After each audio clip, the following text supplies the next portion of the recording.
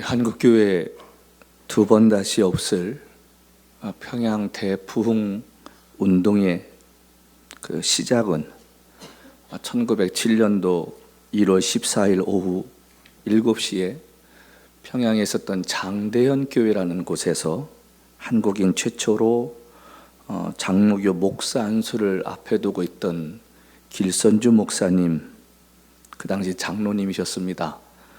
그 장로님의 고백을 통해서 시발점이 되었습니다. 그러니까 평안 남북도 전역에서 몰려온 신자들 1,500명 앞에서 이분께서 흐느끼시면서 회개하기 시작했습니다. 이제 얼마 후면 목사가 되실 분이 자신의 치부를 드러내면서 뭐라고 이야기했냐면, 나는 아간과 같은 자입니다. 나 때문에 하나님께서 축복하실 수 없습니다. 약 1년 전에 죽음을 앞에 둔 친구가 나를 자신의 집에 불러 부탁을 했습니다. 길장로, 나는 곧 세상을 떠날 것 같은데 내 아내는 능력이 없으니 자네가 내 재산을 잘 정리해 주어서 우리 아내가 남은 여생을 살 수 있도록 돌봐주면 좋겠다 라는 부탁을 했습니다. 나는 그 부인 재산을 관리하던 중에 욕심에 겨워 지금 미화 $100 상당의 돈을 제가 빼돌렸습니다. 나는 하나님의 일을 방해했습니다. 하나님 앞에 죄인입니다. 내일 아침에 그 돈을 친구의 부인에게 돌려주도록 하겠습니다 하면서 이 장로님께서 통회하면서 회개하고 울기 시작했습니다. 놀라운 일은 그 자리에 모였던 1,500명의 신자들과 외국 선교사들 모두가 이때부터 새벽 2시가 지나도록 한 사람 한 사람씩 나와서 회개하기 시작했다는 것입니다. 성령께서 마음을 움직여 주셔서 선교사들은 조선 땅에 와서 조선 사람들을 무시하고 멸시했던 것을 회개하기 시작했습니다. 교인들은 선교사에 대한 미움과 질투를 회개하기 시작했고, 어떤 교인들은 첩을 두고 살았던 것에 대한 회개를 하기 시작했습니다. 그것이 새벽 늦게까지 진행되어 가면서 평양 대부흥의 운동을 맞이하게 되었다는 사실입니다. 자, 여기서 우리 한 가지 한번 물어보십시다. 그때 길선주 장로님이 섬기던 하나님과 오늘 저와 여러분이 섬기는 하나님이 다릅니까? 그 자리에 모였던 1,500명의 성도들이 부르던 그 하나님의 이름과 지금 우리가 부르는 하나님의 이름이 다르냐, 그런 말입니다. 우리가 언제부턴가 하나님 앞에 회개하는 마음 없고요, 언제부턴가 세상 사람과 구별되지 않은 삶을 삽니다. 세상 사람이 하는 짓 똑같이 하면서도 우리는 그것을 부끄럽게 여기지 않습니다. 죄를 죄로 생각하지 않고 우리가 하나님 말씀 따라서 세상의 빛과 소금의 역할 감당하라고 하는데, 우리의 삶 가운데 저 사람은 예수 믿는 사람이니까 달라 라는 그런 이야기 들을 행동하지 않습니다. 제가 나이 들면서 깨달은 게 뭐냐면, 말 조심해야겠고 행동 조심해야겠다. 그리고 남에게 책 잡힐 짓 하지 말자, 늘 제 마음 가운데 두고 삽니다. 내가 하는 행동 하나하나가 누군가에게 책이 잡히고 누군가에게 변명거리가 되지 않으려고 애를 씁니다. 여러분, 우리 예수 믿는 사람은 말씀을 많이 듣고 성경 많이 하는 게 중요한 게 아니라 삶을 통해서 저 사람은 예수 믿는 사람이야, 이 시대에 저렇게 살아야 되지 않을까? 우리는 이렇게 살아도 저분처럼 살아야 되지 않을까? 저게 예수 믿는 사람 아닐까? 그런 이야기를 듣고 사는 삶을 우리가 살아야 되지 않겠습니까? 그러자고 우리가 예배 드리는 거고, 그러자고 우리가 말씀 공부하는 거고, 그러자고 우리가 기도하는 거 아닙니까? 기도하고 성경 많이 읽고 예배는 열심히 드리는데 삶은 세상 사람과 똑같다면 무슨 의미가 있습니까? 이 시대의 회개를 얘기합니까? 이 시대에 저와 여러분이 정말 예수 믿는 사람으로 구별된 삶을 살고 있다라고 자신 있게 말할 수 있습니까? 남들은 그렇게 살아도 나는 그렇게 살지 말아야겠다는 그 결단을 가지고 저와 여러분이 살고 있습니까? 저도 잘 못합니다. 그런데 노력하는 거 우리가 있어야 되지 않겠습니까? 근데 절대 대다수의 사람이 그렇게 살지 않는다는 거예요. 그리고 주님 앞에 우리가 예배를 드립니다. 한 해를 마무리 짓는 오늘 이 예배에 어떤 말씀을 전할까 참 고민 많이 됩니다. 오늘과 이번 수요일 날 저녁에 무슨 말씀을 전할까? 바른 믿음은 들은 말씀을 얼마나 행하느냐 하는 것과 말씀 앞에 두려운 마음을 갖고 사는 삶입니다. 두려운 마음 가지고 살아야 되는 거예요. 지난 1년 동안 우리가 수없이 말씀을 들었습니다.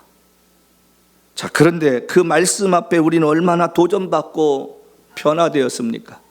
지난해보다 올해 우리의 삶이 얼마나 말씀 앞에서 바르게 살고 있다고 고백하고 있습니까? 여러분 솔직히 얘기합시다. 말씀 따라 사는 게 쉽습니까?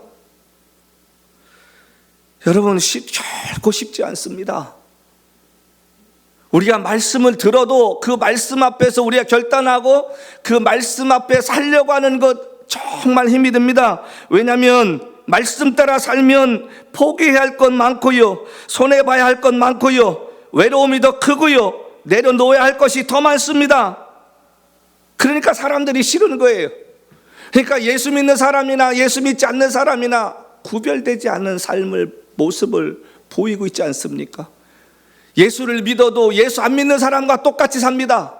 그들이 행하는 대로 똑같이 합니다. 그러면서도 우리는 전혀 부끄럽지 않게 예수 믿고 있다고 생각을 합니다.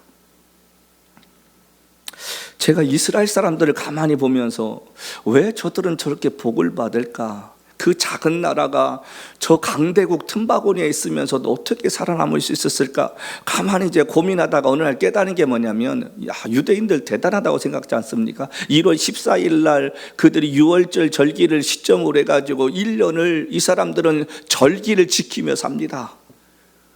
1년 내내 절기를 지키면서 하나님을 예배하며 살고, 그 다음에 금요일 날부터 토요일 날은 정말 삶이 어떻든 간에 그래도 말씀 따라 살려고 안식일을 지키려고 애를 쓰고 우리 주일 지키는 것처럼 우리보다 더 심할 때도 있지요.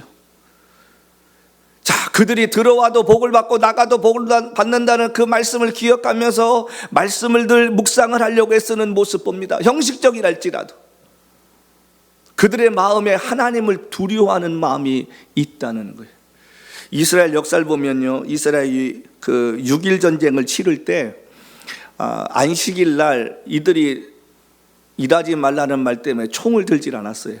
그래서 폭격당해서 죽은 시간도 있었습니다. 그래도 그들은 그렇게 지키려고 애썼다는 것입니다. 여러분, 언제부턴가 우리는 말씀을 들어도 양심이 무디어져서 찔림이 없습니다. 너는 이야기해라, 나는 나대로 살겠다.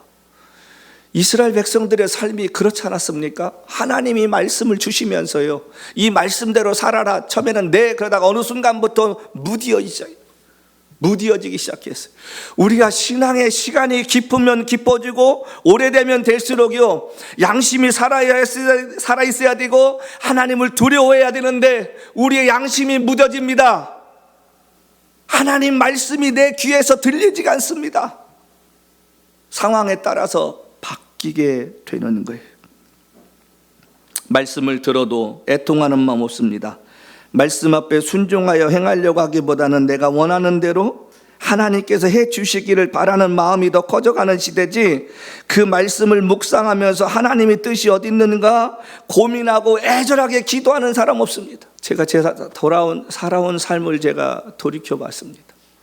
언젠가 나보다 앞서갔던 사람들을 만날 날이 있는데 그들 앞에 나는 말씀 따라 부끄럽지 않게 살려고 애쓸 수 있을까?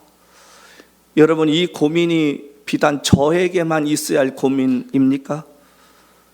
왜 이 시대에 기도하지 않고 하나님 말씀을 들어도 애통해하지 않고 그렇게 살 수 있을까요? 저는 그것을 단 하나로 생각하는 게 뭐냐면 우리가 하나님을 두려워하지 않는다는 사실입니다. 하나님을 두려워하지 않으니까 하나님의 심판도 두려워하지 않습니다. 저와 여러분이 예배당에 나와서 깨닫고 돌아가야 할 게 뭡니까? 하나님 말씀 따라 우리가 살다가 하나님 앞에 서는 날 부끄럽지 않게 살려고 오늘 하루하루 삶을 말씀 따라 살겠다는 다짐을 해야 되지 않겠느냐 하는 말입니다. 하나님 말씀이 두려워하지 않으니까 말씀을 우습게 합니다. 말씀 따라 살려고 하지 않는 것입니다. 가나안 땅에 들어갔던 이스라엘 백성들이 사사시대에 우리가 보는 것처럼 하나님 말씀이 두렵지 않으니까 그들이 행동하는 것들, 모든 것들이 하나님 앞에 우습게 여겨지는 거예요. 어려우면 하나님이 도우십니다. 그럼 그때뿐인 거예요. 그리고 다시 돌아갑니다. 옛날 모습으로 돌아가서 알고 짓는 죄 모르고 짓는 죄 지면서도 절대로 찔림도 없습니다. 그러니까 자기 생각에 옳은 대로 행하였다고 성경은 2번이나 우리에게 강조하고 있지 않습니까? 지금 이 시대가 뭐가 다릅니까? 교회 수는 많은데 예수 믿는 사람들은 있는데 세상에 영향력 끼치지 못하고 삶 속에서 그리스도인으로서의 거룩한 모습이 나오지 못하는 이야기가 뭡니까? 우리가 하나님 말씀 따라 사는 게 아니라 우리의 생각대로 살고 하나님 앞에서 그 말씀을 지키려고 애쓰기보다는 한 주간의 삶 가운데 말씀은 잠시 접어뒀다가 주일날 듣고 끝나고 맙니다. 여러분, 지난주 제가 설교했던 제목 기억하십니까? 지난주에 제가 말씀드렸던 것들 그 포인트가 뭔지 여러분 머릿속에 기억되십니까? 가슴에 한 주간 동안의 말씀을 우리가 두고 살아가고 그것을 생각할 때만이 바른 그리스도인으로서 우리가 두렵고 떨리는 마음으로 살지 않겠습니까? 그래서 제가 늘 드리는 말씀이 있지 않습니까? 전 죽는 게 두렵습니다. 죽는 것이 왜 두렵냐면 죽고 난 그 순간에 있을 하나님 보시기에 내 모습이 두렵기 때문에 그렇습니다. 내가 날마다 회개하면서 하나님 생명 마치는 그날에 주님 앞에 설 수 있는 은혜를 달라고 기도하는 게 죽음이 두렵기 때문에 그렇습니다. 오래 살고 싶은 마음이 있는 게 아니라 내가 죽고 난 그 순간에 주님 앞에 내가 어떤 모습으로 평가가 될 것인가, 그게 두려운 것입니다.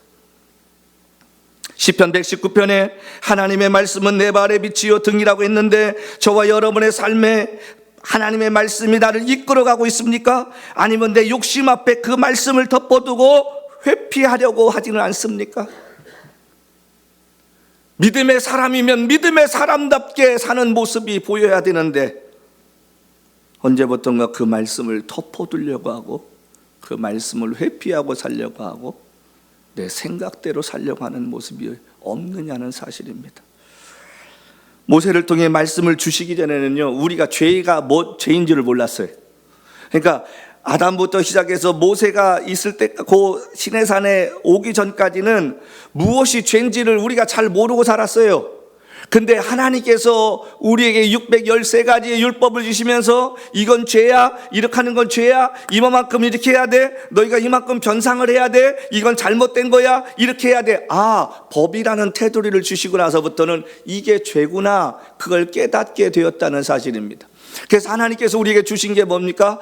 이 테두리를 벗어나면 너희는 죽어, 너희는 잘못된 거야. 우리의 삶도 똑같지 않을까?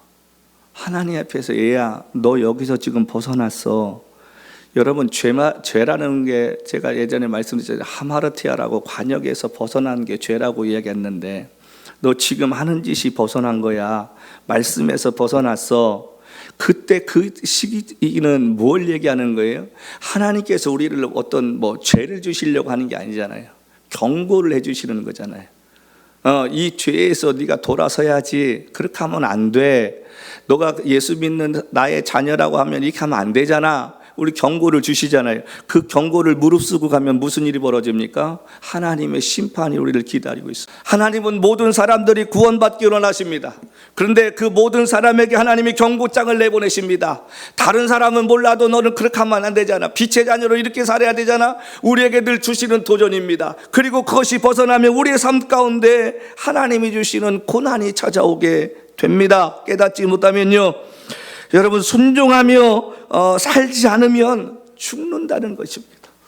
저와 여러분이 말씀 앞에서 순종하지 않는다는 것은 믿음의 사람이 아니라는 말이잖아요. 하나님 말씀에 순종해야만이 하나님의 자녀가 되는 거 아니겠습니까? 우리가 순종이라는 말을 자주 하지만 그게 그렇게 쉽습니까? 어렵습니다. 저도 어려운 얘기입니다. 우리의 생각과 욕심과 의지를 내려놓아야 할 문제라는 것입니다. 그런데 성경은 끊임없이 회개와 순종을 요구한다는 거예요. 회개가 뭡니까? 가던 길에서 돌아서는 것입니다. 우리가 아는 대로 누가복음 15장에 나오는 대로 탕자의 비유가 있습니다. 그 아들이 비록 돈은 다 날렸어도, 아버지의 주신 유산은 다 날렸어도 중간에 깨닫고 돌아왔다는 것, 그것이 중요하다는 거예요. 돈이요? 그거 다시 벌면 됩니다. 그런데 깨어진 관계는 내비두면 절대로 회복되지 않습니다.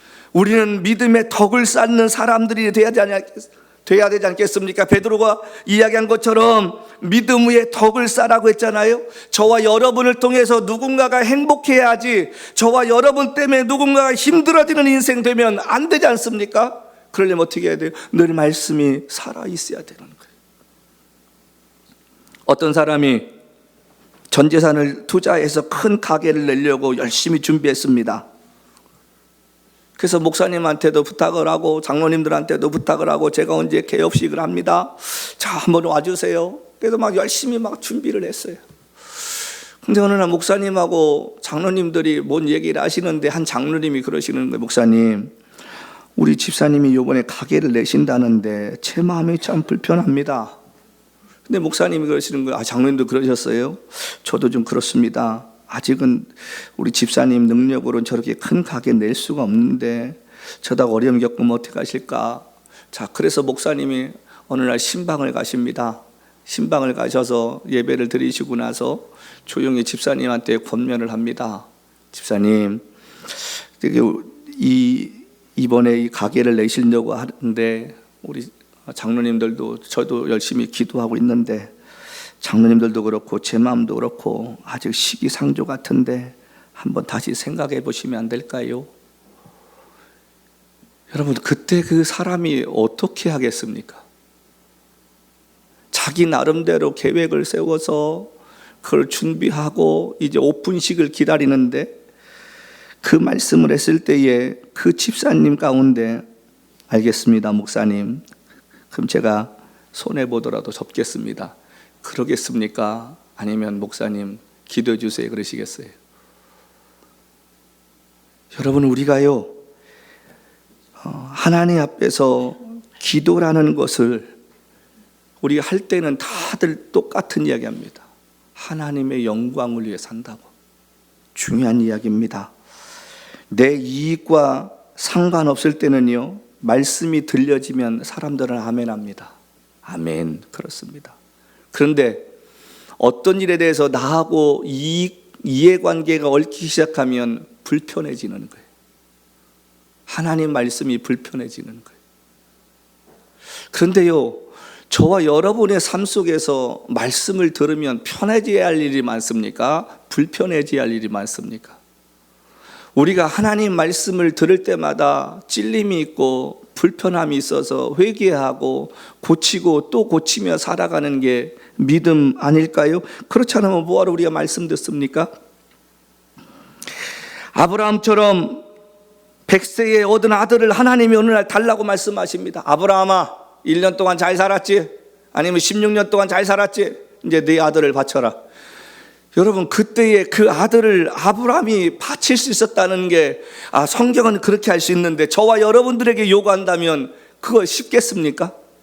아브라함에게 하나님이 이삭을 바치라고 이야기할 때 아브라함처럼 사라하고도 상의하지 아니하고 3일 길을 아들과 함께 걸어가는 그 아버지의 그 심정이 어떤지 여러분 느껴지셨습니까? 3일 뒤에면 내 손으로 내 아들을 죽여서 번제를 떠서 각을 떠서 하나님께 드려야 되는데, 그 말씀 앞에 순종했던 아브라함의 삶을 우리에게 살으라고 하면 여러분과 저는 어떻게 하시겠습니까? 이 시대에 그럴 사람 전 거의 없다고 봐요. 하나님, 이것만은 절대 안 됩니다. 제가 어떻게 얻을 아들인데요, 다른 것 드릴게요. 근데요, 생각해 보십시다. 그 아들을 누가 주셨습니까? 하나님이 주셨습니다. 욥의 고백처럼 주신이도 하나님이시고 취하린이도 하나님이시다고 이야기하면 우리의 믿음이 아이고 하나님 가져가시면 또 주시겠지, 그라는 믿음이 생겨야 되는데 눈이 뒤집혀 가지고요 못하는 거예요. 그러니까 남의 자식이 교통사고로 죽으면 하나님께서 위로해 주시길 원합니다, 하나님께서 이 가정에 평안함을 주시길 원합니다 라고 이야기하다가 내 자식이 죽으면 눈이 뒤집혀지고요, 목사가 가서 권면해도 어찌 하나님께서 나한테 이럴 수가 있습니까? 내가 무슨 많은 것을 달라고 했습니까? 내가 무슨 부귀영화를 달라고 했습니까? 소리치면서 그 말씀을 액면 그대로 받아들이지 못하는 거예요. 말씀이 육신이 되어 우리 가운데 왔다면 그 육신이 되어 오신 말씀이 우리에게도 육신 속에서 보여야 되지 않겠느냐는 이야기입니다. 우리가 하나님을 위해 일을 했다고 생각합니다. 하나님이 나를 택하셔서 그분께서 그 일을 하게끔 하셨다는 생각 안 해요. 그러니까 우리는 하나님이 내게 빚을 졌다라고 생각을 하는 거예요. 하나님을 두려워하며 매 순간 나의 행동과 선택이 훗날 어떻게 될지를 생각하지 않고 산다는 것입니다. 여러분, 우리가 하나님 말씀을 두려워하며 살았다면 한국 교회가, 우리가 살고 있는 이 지역에 있는 교회가 이렇게 힘들고 누군가에게 아픔이 되고 세상 사람들에게 손가락질 받는 일을 벌였겠느냐, 그런 말입니다. 우리 모두가 하나님 말씀을 두려워하지 않습니다. 목회를 하시는 분이나 하지 않는 분이나 성도나 마찬가지입니다.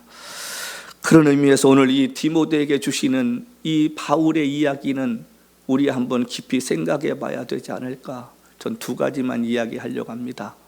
여러분, 이 디모데 후서를 쓸 때 바울은 이제 로마 감옥에서 죽을 날이 점점 가까워온다는 사실을 깨달았습니다. 사람이 죽음을 앞에 두고 이야기할 때는 헛소리하지 않습니다. 진지하게 또 자기가 살아온 삶을 돌이켜보면서 거기에 심을 실어서 애절함을 담아 전하는 것이기 때문에 그렇습니다.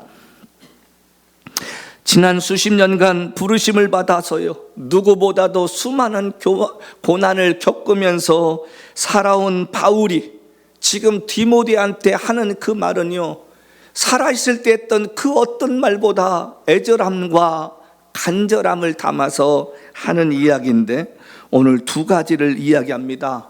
저와 여러분이 좀 들었으면 좋겠다고 생각하는 게 뭐냐면, 첫 번째로 여기 3절 말씀에 나옵니다. 너는 그리스도 예수의 좋은 병사로 나와 함께 고난을 받자. 나와 함께 고난을 받자, 이렇게 말합니다. 이 말은 무슨 말입니까? 내가 그렇게 살아온 것처럼 너도 그렇게 살았으면 좋겠다라는 말입니다.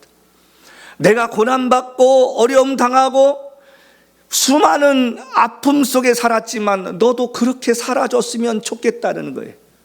왜 그랬을까요? 자기가 살아보니까 그게 가치가 있었기 때문에 그렇습니다. 그러면서 어떻게 그러면 고난을 받느냐? 여기 4절 말씀에 병사로 복무하는 자는 자기 생활에 얽매이는 자가 하나도 없다 그랬습니다. 여기 그 생활이라는 헬라어가요, 비유라는 단어입니다. 비유. 이 말은 일, 직업, 사업이란 말이에요. 무슨 말이냐면 하나님의 일에 내 직업과 사업과 또 일이 방해되면 안 된다는 거예요. 너희는 먼저 그의 나라와 그 일을 구하라. 그리하면 이 모든 것을 너에게 더하여 주시리라. 내가 예수님 때문에 이 사업이 망할지라도, 이 일이 안 될지라도 내가 주님의 일을 먼저 하겠습니다. 내가 주님을 기쁘시게 하는 일을 하겠습니다. 그렇게 살라는 말입니다. 혹시나 저와 여러분이 삶의 주객이 바뀌지 않았습니까? 언제는 하나님의 일이 우선이었는데 언제부턴가 먹고 사는 일이 우선이라 하나님의 일도 내 먹고 사는 일 때문에 그 스케줄에 따라서 움직여야 되지 않습니까? 그 제가 종종 얘기하잖아요. 예전에는 교회에서 부흥하면 직장 다니신 분들이 휴가를 냈습니다. 그 휴가를 내고 그 집회 참석해서 은혜 받으려고 하는 그런 열심들이 있었습니다. 근데 언제부턴가 그런 것들이 없어졌어요. 바쁘다는 것 때문에, 내 일 때문에. 하나님의 일에 내 일이 방해된다면 그 일을 포기할 수 있는 용기가 있어야 한다고 지금 바울이 이야기하는 이야기입니다. 언제부턴가 우리는 우리 일이 우선이지 주님의 일이 우선이 아니라는 거예요. 성도 여러분, 우리가 이 땅에 살아야 얼마를 더 살겠다고, 우리가 뭘 해야 얼마나 더 하겠다고.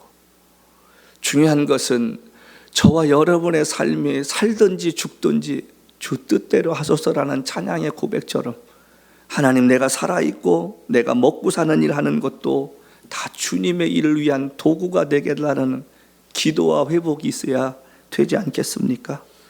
현실에 안주하지 않았으면 좋겠습니다. 둘째는 오늘 여기 5절 말씀입니다. 여기 경기하는 자가 법대로 경기하지 아니하면 승리자의 관을 얻지 못할 것이라. 여기 4절 말씀에 보니까 뭐라 했어요? 병사를 모집한 자를 기쁘게 하려 함이라. 우리 하나님을 기쁘게 하는 삶을 살아야 된다는 건데, 여기 5절 말씀에 그 기쁘게 하는 것이 어떻게 되냐면 경기하는 자가 법대로 행해야 된다는 거예요. 100m를 뛸 때 그 라인을 벗어나서 1등을 하면 실격입니다. 자기 라인을 지키며 가야 됩니다. 우리가 1등 하는 게 중요한 게 아니잖아요. 그 1등을 하기 위한 과정이 중요하지 않습니까? 우리가 뭐로 가도 서울로 가면 된다는 말 정말 고쳐야 된다고 몇 번 말씀드린 이유가 바로 그것입니다. 내가 하나님을 기쁘게 하는 일이 목적일지라도 그 수단이 잘못되어지면 하나님은 그걸 받지 않는다는 이야기. 저도 젊었을 때 실수 많이 했어요. 이렇게 하면 하나님 기뻐하시겠지, 이렇게 해드리면 되겠지. 아니요, 그거 기억 안 하시더라고요. 우리가 법대로 살아야 한다는 말이 뭡니까? 말씀 따라 살아야 된다는 것입니다.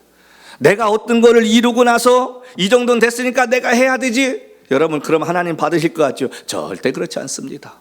하나님은 과정을 보십니다. 그 과정 가운데 하나님의 목적이 선할 때 하나님이 기뻐 받으신 줄로 믿습니다. 사람을 속이고 투기를 해서 돈 벌어서 11조안들 하나님이 기뻐하시겠습니까? 헌금을 해야겠다고 도적질을 해가지고 헌금을 하면 그것을 하나님이 기뻐 받으시겠습니까? 절대로 그렇지 않습니다. 여러분과 제가 어떤 목적과 생각이 있든 간에 그 목적을 이루기까지 과정이 선하지 않으면 하나님이 받지 않으신다는 것입니다. 제가 오래전에 한번 드렸던 말씀 같은데 이 예와 한번 드리고 예배 마치려고 합니다. 어느 넓은 콘서트장에서요, 젊은 피아니스트가 열심히 연주를 합니다. 변주곡을 연주하는데 너무도 아름다운 거예요. 소리가 아름다운 거예요. 그런데 그 연주자의 가장 가까운 자리에 있는 노 신사가 지팡이에 턱을 괴고 그 연주를 들으시면서 몇 번이고 고개를 절레절레 흔드십니다. 연주가 끝나고 커튼콜이 나오고 그 행사를 계획했던 총감독이 연주자님, 오늘 대성황 가운데 연주회를 마치셨습니다. 축하드립니다. 바깥을 보십시오. 얼마나 많은 관객들이 환호하면서 연호하고 있습니까? 커튼 넘어서 봤더니 사람들이 일어나서요, 기립박수를 시간 가는 줄 모르게 치고 있는데 여전히 그 노인은 고개에 턱을 지팡이에 두고 그분이 그 자리에 가만히 앉아 계십니다. 그랬더니 이 연주자가 하시는 말씀이 뭐냐면, 아닙니다, 오늘 저의 연주는 실패했습니다. 무슨 말씀입니까? 저렇게 많은 분들이 환호하고 연호하는데 그걸 왜 실패라고 생각하십니까? 그랬더니 이 연주자가 하는 말이 뭐냐면, 감독님, 지금 맨 앞에 계신 노인 신사분이 보이십니까? 저를 가르치셨던 교수님이십니다.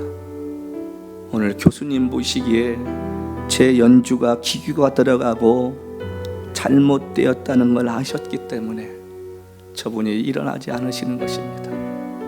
성도 여러분, 우리가 살아가는 거 세상 사람이 어떻게 알아요?